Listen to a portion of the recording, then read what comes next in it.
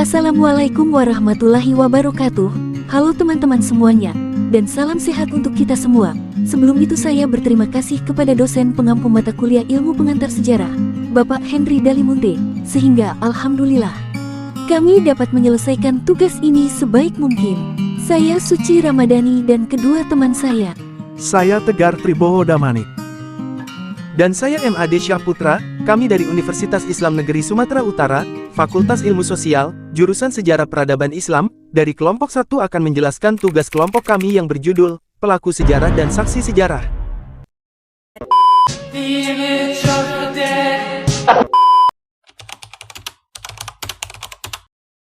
Bismillahirrahmanirrahim. Assalamualaikum warahmatullahi wabarakatuh. Alhamdulillahirrabbilalamin. Wassalatu wassalamu ala asrafil anbiya'i wal mursalin wa ala alihi wasallim ajma'in. Amma ba'du. Perkenalkan, nama saya M.Ade Syahputra. Saya dari WIMSU, Fakultas Ilmu Sosial, Jurusan Sejarah Peradaban Islam. Saya ingin menjelaskan materi judul kami, yaitu Pelaku Sejarah dan Saksi Sejarah dalam ilmu sejarah.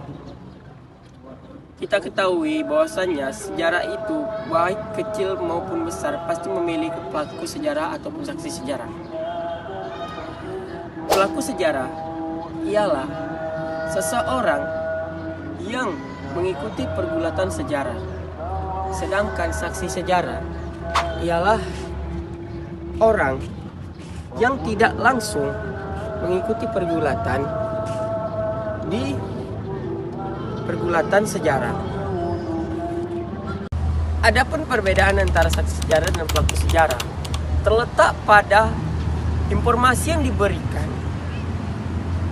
Paling itu terletak pada pelaku sejarah. Namun karena kan pelaku sejarah mayoritasnya sudah mulai hilang ataupun sudah tidak ada lagi di dunia ini, maka kita harus mengumpulkan data-data itu dari saksi-saksi sejarah. Kenapa kita harus mengumpulkan dari saksi-saksi sejarah? Karena mereka mendapatkan informasi-informasi itu dari pelaku sejarah. Informasi yang dikumpulkan saksi sejarah ialah besar juga. Karena setiap saksi-saksi yang kita jumpai itu pasti berbeda-beda ceritanya. Sekian dari saya.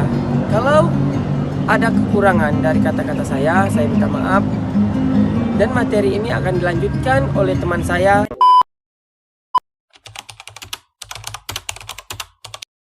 Assalamualaikum warahmatullahi wabarakatuh. Perkenalkan, nama saya Suci Ramadhani, NIM 0602222018. Baiklah, saya akan menjelaskan mengapa dalam sejarah diperlakukannya pelaku sejarah dan saksi sejarah. Bisa dikatakan pelaku dan saksi sejarah memiliki peran yang sangat penting dalam penelitian sejarah, karena mereka mengalami atau melihat secara langsung peristiwa yang sedang terjadi. Kesaksian yang diberikan bisa dijadikan sebagai sumber primer. Adapun sumber sejarah memiliki dua sifat, yakni sumber primer dan sumber sekunder. Yang pertama, sumber primer. Fungsinya sebagai rujukan utama dalam penelitian sejarah, karena ia berasal dari kesaksian orang yang mengalami, menyaksikan atau mendengar secara langsung peristiwa yang sedang terjadi. Sedangkan sumber sekunder ialah fungsinya sebagai pelengkap dari sumber primer dan rujukan awal, karena ia berasal dari hasil penafsiran dan pemahaman orang lain yang bukan pelaku sejarah dan saksi sejarah. Tiga unsur dalam sejarah adalah manusia, ruang, dan waktu.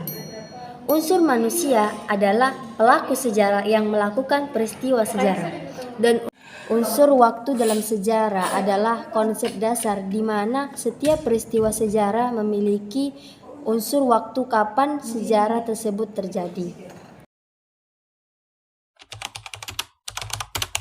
Alasan manusia menjadi dimensi penting dalam peristiwa bersejarah karena manusia dianggap sebagai penggerak, pelaku, dan saksi sejarah.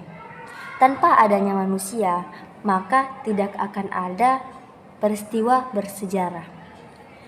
Artinya, manusia dianggap sebagai aktor atau pemeran utama yang menyebabkan peristiwa bersejarah itu terjadi.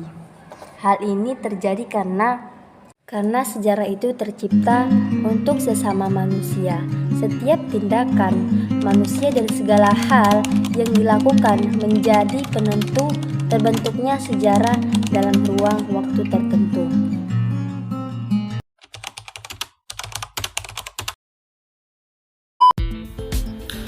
Assalamualaikum warahmatullahi wabarakatuh. Saya Tegar Triwibowo Damanik dari SPI 2 semester 2 ingin menjelaskan beberapa tentang manusia sebagai pelaku sejarah. Manusia dikatakan sebagai pelaku sejarah sebab manusia itu sebagai objek suatu sejarah tersebut. Seperti manusia, katakan manusia yang mempunyai akal dan pikiran ya tentunya ya. Di sini ada dua unsur seperti unsur internal dan eksternal. Dari sejarah yang sekian banyak kita pelajari, rata-rata manusia dapat mengetahui sejarah manusia masa lampau itu seperti faktor eksternalnya ya, faktor luar seperti peperangan, kebudayaan, peradaban yang dibuat oleh manusia tersebut, dan hasilnya masih terlihat sampai sekarang dan masih bisa diteliti sampai sekarang. Sedangkan faktor internalnya seperti ke dalam sejarah, yaitu seperti dalam rohani, jiwa, fisik, mental, dan banyak juga lainnya. Kalau misalnya seperti fisik dan mental itu, untuk mengkajinya kita biasa menggunakan di dalam sejarah itu menggunakan tulisan seperti kitab-kitab, tulisan mereka bagaimana dulu berpikir, bagaimana dulu mereka melakukan sesuatu. Sebab kan manusia ini tiap tahun itu harus ada revisi, perubahan secara terus menerus tergantung pada zamannya. Seperti kayak pelaku sejarah. Pelaku dan saksi sejarah ini berbeda. Seorang psikolog Abraham Maslow dari Amerika, dia menjadi saksi perang Pearl Harbor yang dimana terjadi pada tahun 1939 sampai dengan 1945. Dan ada pun tokoh proklamasi yang merupakan pelaku sekaligus saksi sejarah. Salah satunya adalah Bung Hatta. Mengapa kisah Bung Hatta dapat menjelaskan bahwa beliau sebagai pelaku dan saksi sejarah? Bung Hatta dikatakan sebagai pelaku dan saksi sejarah karena Bung Hatta terlibat secara langsung dan tidak langsung dalam peristiwa tersebut. Demikian dalam penyusunan teks proklamasi dilakukan oleh Bung Hatta dengan tokoh lain. Bung Hatta berada di waktu, tempat, dan kondisi secara langsung dalam peristiwa tersebut, sehingga beliau dikatakan sebagai pelaku sejarah. Sedangkan Bung Hatta dikatakan sebagai saksi sejarah karena beliau tidak terlibat secara langsung dalam peristiwa tersebut. Sebagai contoh, pembacaan teks proklamasi kemerdekaan. Pada saat itu, pembacaan teks dilakukan oleh Bung Karno, akan tetapi Bung Hatta masih turut adil dalam peristiwa tersebut. Dalam hal itu, Bung Hatta berada di waktu, tempat, dan kondisi yang sama dengan Bung Karno. Akan tetapi, Bung Hatta tidak membacakan teks tersebut. Bila ditarik kesimpulan dalam contoh pembacaan teks proklamasi tersebut, Bung Karno sebagai pembaca teks merupakan pelaku sejarah, sedangkan Bung Hatta sebagai pendamping Bung Karno merupakan saksi sejarah. Selain itu, peristiwa yang diceritakan oleh pelaku sejarah terhadap individu yang ditunjuk juga dikatakan sebagai saksi sejarah. Analisisnya, anak dari Bung Hatta merupakan saksi sejarah. Jika Bung Hatta menceritakan sejarah yang tidak dilaluinya, pelaku dan saksi sejarah mempunyai peran penting dalam peristiwa-peristiwa yang mempunyai nilai sejarah. Dalam bidang keilmuan, khususnya ilmu sejarah, pelaku dan saksi sejarah dapat digunakan sebagai sumber primer untuk penulisan sejarah. Sekian dan terima kasih.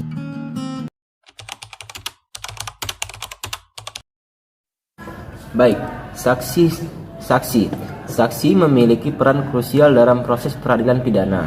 Pada sejumlah kasus, saksi kerap kali tidak dapat memberikan keterangan yang sebenarnya karena menerima suatu bentuk ancaman yang diperoleh selama di proses persidangan. Atas pertimbangan tersebut, saksi mesti mendapatkan perlindungan hukum. Saksi sejarah akan mendapatkan perlindungan hukum jika yang dikatakannya benar. Nah, selain saksi, ada pihak lain juga yang memiliki kontribusi besar untuk mengungkap tindakan pidana. Salah satunya adalah saksi pelaku. Karena itu, saksi pelaku juga perlu diberikan perlindungan. Merujuk pada pasal 1 ayat 2 Undang-Undang Republik Indonesia Nomor 31 Tahun 2014, yaitu saksi pelaku adalah tersangka, terdakwa atau terpidana yang bekerjasama dengan penegak hukum untuk mengungkap suatu tindakan pidana dalam kasus yang sama.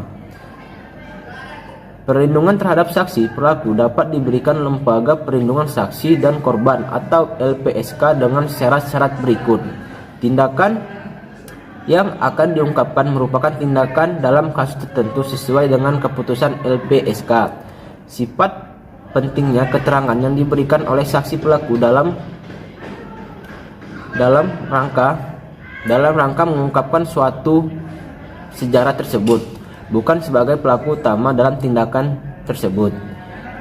Kesediaan mengembalikan aset yang diperoleh atas tindakannya tersebut. Ada ancaman yang nyata jika dia tidak bersaksi dengan benar. Terdapat sejumlah keistimewaan menjadi saksi pelaku, yakni 1. Tidak dapat dituntut. Pasal 10 Undang-Undang Nomor 13 Tahun 2006 tentang Perlindungan Saksi dan Korban menjelaskan mengenai perlindungan terhadap pelapor tindak pidana dan saksi pelaku yang bekerjasama. 2. Penghargaan atas jasanya. Saksi pelaku akan mendapatkan beberapa bentuk penghargaan atas jasanya. Pasal 10 ayat 2 menjelaskan bahwa pelapor atas kesaksiannya akan mendapatkan kekuatan hukum. 3. Mendapatkan keringanan hukum. Ada 2 keringanan yang dapat dipertimbangkan oleh aparat hukum atas jasanya. Pertama, saksi pelaku akan mendapatkan keringanan pidana dari hakim. Hal ini diberikan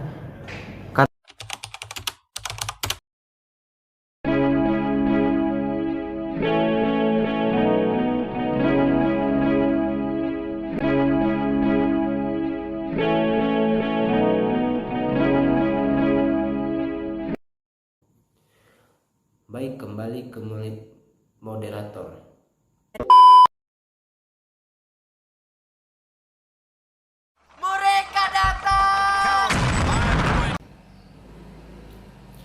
Pengertian manusia menurut beberapa ahli. Sebagian orang manusia, kita sudah sepantasnya memahami apa itu arti manusia yang sesungguhnya. Akan tetapi, kenyataannya masih banyak sekali orang yang tidak memahami makna dan arti kata manusia. Nah, untuk membantu mempelajari makna dan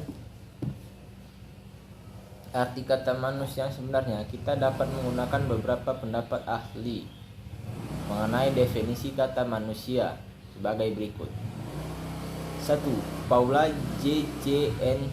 Janet Wicca. Menurut Paula, manusia merupakan makhluk yang terbuka, bebas, memilih makna di dalam setiap situasi, mengemban tanggung jawab atas setiap keputusan yang hidup secara berkelanjutan, serta turut menyusun pola hubungan antar sesama dan unggul multidimensional dengan berbagai kemungkinan. 2. Menurut Omar Muhammad Al-Tomi Al-Syaiban. Menurut Omar, pengertian manusia adalah makhluk yang mulia. Manusia merupakan makhluk yang mampu berpikir dan manusia merupakan makhluk 3 dimensi. yang terdiri dari badan, ruh, dan kemampuan berpikir atau akal. Manusia di dalam proses pertumbuhan kembangnya dipengaruhi oleh dua faktor utama, yakni faktor keturunan dan faktor lingkungan. 3. Menurut Cash-Bertens,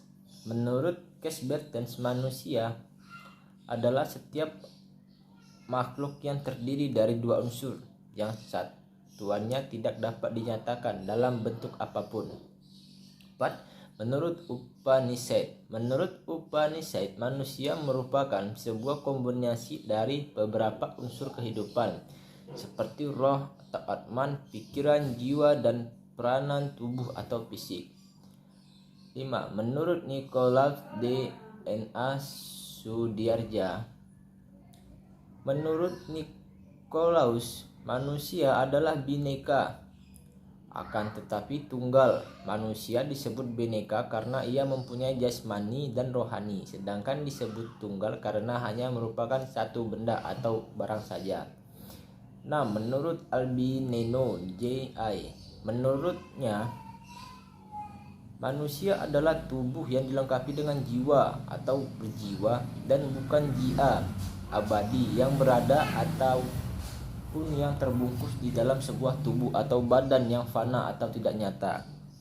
7. Menurut Socrates, pengertian manusia adalah makhluk hidup yang memiliki dua kaki yang tidak berbulu dan memiliki kuku datar berukuran lebar. 8. Menurut Awayan Warta, manusia merupakan makhluk yang dinamis yang menganut trias dinamika, yaitu cipta, karsa, dan rasa. 9. Menurut R.B. Centano, manusia merupakan makhluk sebaik-baiknya yang diciptakan oleh Tuhan. Bahkan dapat dikatakan manusia merupakan ciptaan Tuhan yang paling sempurna jika dibandingkan dengan makhluk ciptaan yang lainnya. 10. Menurut Agung, manusia dapat diartikan sebagai makhluk ciptaan Tuhan yang paling sempurna, yang tersusun atas kesatuan fisik, ruh atau jiwa, dan akal pikiran yang tumbuh dan berkembang sesuai dengan lingkungannya. Nah, jadi sudah paham kan apa pengertian manusia sebenarnya? Menurut beberapa ahli tersebut bisa kita simpulkan bahwa manusia itu terdiri dari kira-kira ruh, jasad, akal, dan pikiran yang digabungkan untuk memahami sesuatu benda. Nah, kenapa di sini saya menjelaskan tentang manusia? Balik lagi tadi kita ke kilas manusia sebagai pelaku sejarah. Jika manusia tidak memiliki unsur-unsur seperti tadi yang dijelaskan oleh beberapa ahli, bagaimana manusia dapat menjadi saksi dan pelaku sejarah? Untuk menjelaskan sejarah-sejarah tersebut, jika manusia tidak memiliki akal, pikiran, budi pengerti, rasa, cipta yang dijelaskan tadi beberapa,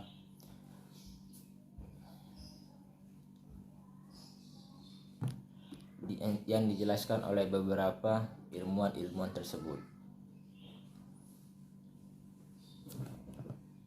Nah, itu saja penjelasan saya tentang manusia.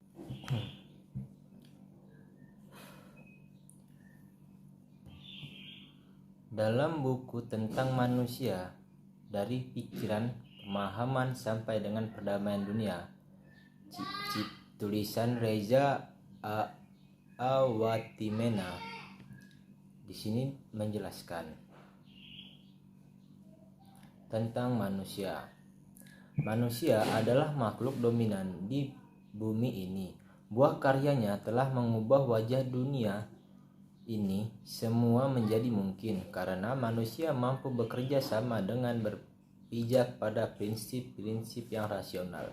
Kerjasama yang erat ini tidak hanya membuat mereka kuat, tetapi juga berkembang melampaui batas-batas fisik mereka sendiri. 500 tahun yang lalu, orang hanya bisa hidup sampai dengan usia 30 atau 40 tahun. Namun kini usia yang ke-65, orang masih tetap bisa hidup dengan sehat. Bentuk kehidupan sosial manusia pun kini makin kompleks. Misalnya, dengan keberadaan internet dan jaringan sosial yang mengubah seluruh makna hubungan antara manusia. Patah hati dan revolusi politik kini bisa dipicu hanya dengan satu ketikan di jaringan sosial internet. Dominasi manusia atas bumi ini juga memiliki wajah yang kelam. Ratusan spesies punah setiap harinya akibat ketidakseimbangan alam. Atmosfer dunia rusak akibat polusi yang diciptakan oleh asap industri dan aktivitas sehari-hari. Di buku ini juga menjelaskan tentang manusia dan kehidupannya. Filsafat dan ilmu pengetahuan telah menggunakan berbagai metode untuk memahaminya. Di sini manusia dipahami sebagai makhluk yang berakal budi. Dengan akal budinya, manusia mampu bekerja sama dan kemudian mewujudkan visi hidup mereka menjadi kenyataan. Tidak hanya akal budi, manusia juga adalah makhluk emosional. Mereka mampu merasa dan bertindak dengan berdasarkan perasaannya itu. Mereka juga mampu merasakan kasih kepada manusia, makhluk hidup, dan bahkan benda mati lainnya. Perpaduan antara akal budi, emosi, dan kerjasama menghasilkan peradaban manusia beserta segala kompleksitasnya. Di satu sisi, manusia adalah makhluk individual. Ia memiliki perasaan dan pikiran yang hidup serta berkembang di dalam kehidupan pribadinya. Di sisi lain, ia adalah makhluk sosial. Identitasnya ditentukan dalam hubungannya dengan dunianya. Menurut Martin Heidegger, filsuf Jerman, menanggapi serta krisis konsep manusia yang berkembang di dalam filsafat dan ilmu pengetahuan. Kata manusia sebenarnya mengandaikan adanya pemahaman tertentu sebagai latar belakangnya, yakni pemahaman yang khas tertanam di dalam filsafat barat yang dipengaruhi filsafat Yunani dan agama-agama monoteis seperti Yahudi, Kristen, dan Islam. Bagi orang yang tidak lahir di dalam peradaban semacam ini, konsep manusia dipahami secara berbeda. Oleh karena itu, Heidegger mencoba menghindari penggunaan kata manusia di dalam tulisan-tulisannya.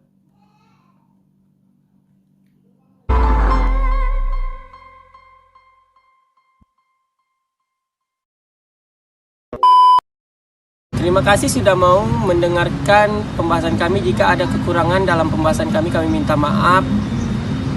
Assalamualaikum warahmatullahi wabarakatuh.